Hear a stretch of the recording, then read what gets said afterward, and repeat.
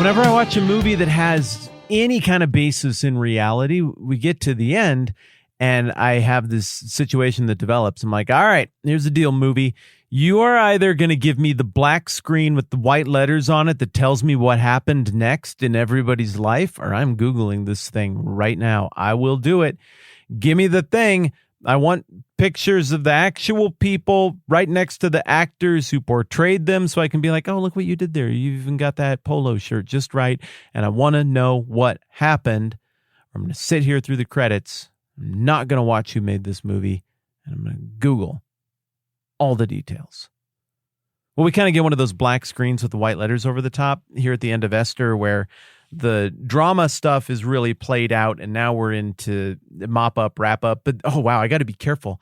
That makes it sound like you shouldn't listen anymore for the next couple of weeks. It's like, well, yeah, all the fun is over. Now we're into this just stupid, boring wrap up stuff. No, it's not like that at all. I think we're going to do the wrap up stuff, the home stretch, the rest of chapter 9 and into chapter 10, probably today and tomorrow-ish. And then that's it. Then we got to go and we got to think about what we just read, and we got to find out what happened to everybody after the book of Esther is over. We got a few other things that we got to reflect on regarding the themes in this book. And ultimately, we still got to take a minute and think about what we do with this. Is there anything that in a practical sense you're supposed to take from this that you do differently with your life? I'm not sure I've decided one way or another on that yet, but we're going to get to all of that still. But today represents the beginning of the white letters on the black screen talking about how stuff played out. And it goes thusly. Esther 9, verse 20. Mordecai recorded these events. Wait, why am I using this voice? It's the wrong voice. All right, come on, Whitman. You got this. White letters on black screen, voice, and go. Mordecai recorded these events, and he sent letters to all the Jews throughout the provinces of King Xerxes, near and far, to have them celebrate annually the 14th and 15th days of the month of Adar, as the time when the Jews got relief from their enemies, and as the month when their sorrow was turned into joy, and their mourning into a day of celebration. He wrote them to observe the days as days of feasting and joy, and giving presents of food to one another, and gifts to the poor. That might have been too much. That was too much. I haven't earned that kind of seniority in my voice yet. I got to age more. I got to achieve more things. You get the idea. It's clearly shifted into wrap-up tone, right? All these details Mordecai sent out to everybody. And in saying that, the author of Esther is telling us a little bit about how they learned these details. Mordecai is one of the sources on all of this stuff. You got that, right? He's explaining how all these things in the citadel happened, because how else would everybody know? And so presumably then, by the time the book of Esther, as we are reading it, was in the hands of the original audience, they already had this account. They had the Mordecai letters version of this. And so in that respect, maybe we get a tiny little bit of an answer as to who wrote this book. It was at least sort of Mordecai. That indicates to me that there was, I guess, what maybe we would call a proto-Esther, which is this letter that he sent out. No doubt everybody hung on to that letter, because we've seen earlier in Ezra and Nehemiah that you don't ever want to lose some sort of document or edict that comes from the throne or from the king's vizier, because the next guy might not remember that at all. But you can always point to that and be like, nope, it's good for the goose, it's good for the gander. The things here, they're binding in Persia. If the king says it, it can't be unsaid. And this is the story, and this got sent out. And so they would have cherished this proto-Esther, and it makes sense then why every year in commemoration of Purim, the original audience members would have read that letter from Mordecai before they ever even had this version of the book, the fully developed, rounded out version that you and I are looking at now. They would have read that as a recitation of this to make it clear to their friends and would-be enemies and local bureaucrats and rulers and throne-appointed, Susa-appointed types who are out here hanging out with the provincials, to make it clear to everybody, hey, this is what happened. And this was all ordained by the King of Kings, King Xerxes. This is what went down. Let us never forget that this is the deal. And in just then, as a matter of practice of reciting this, they are taking steps to prevent something like this from happening again. And they're also taking steps to share a battle story, to share a thing that they have in common, that they've all gone through together, this horrible ordeal and trial. And think about the effect that this would have had. It would have been this great unifying thing after the Jews were scattered to the four winds. Because the Jews who went back to rebuild clear back under the reign of Cyrus in the 530s BC, I mean, at the time that this letter goes out from Mordecai, it's like a lifetime ago. Is that 70 years, 60 years, something like that? People would have forgotten. They would have died.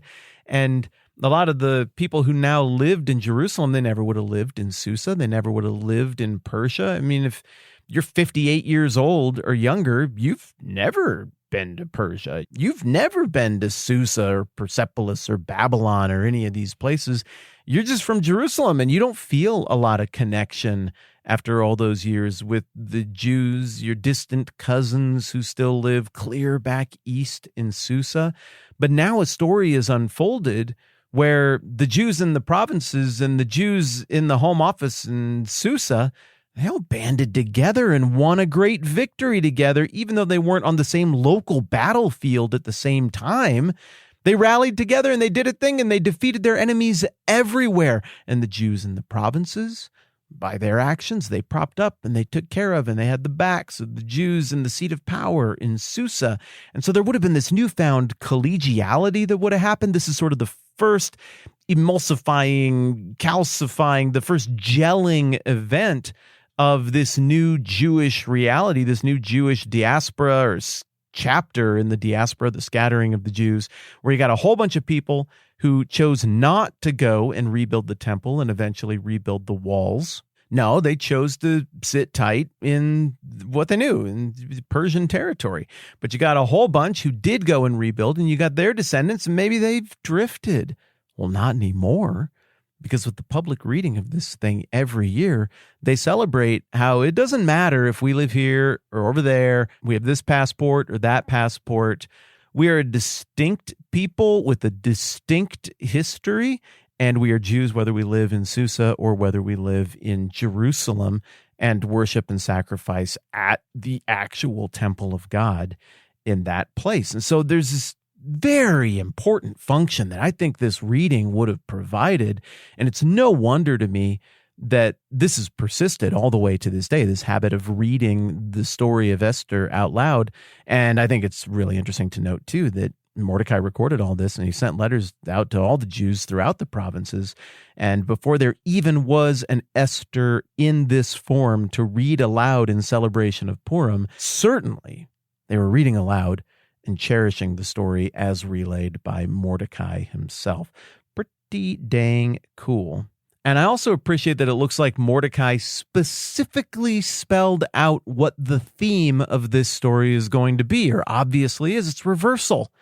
That the sorrow was turned into joy and the mourning was turned into celebration. That isn't something that got added on after the fact, according to the text here.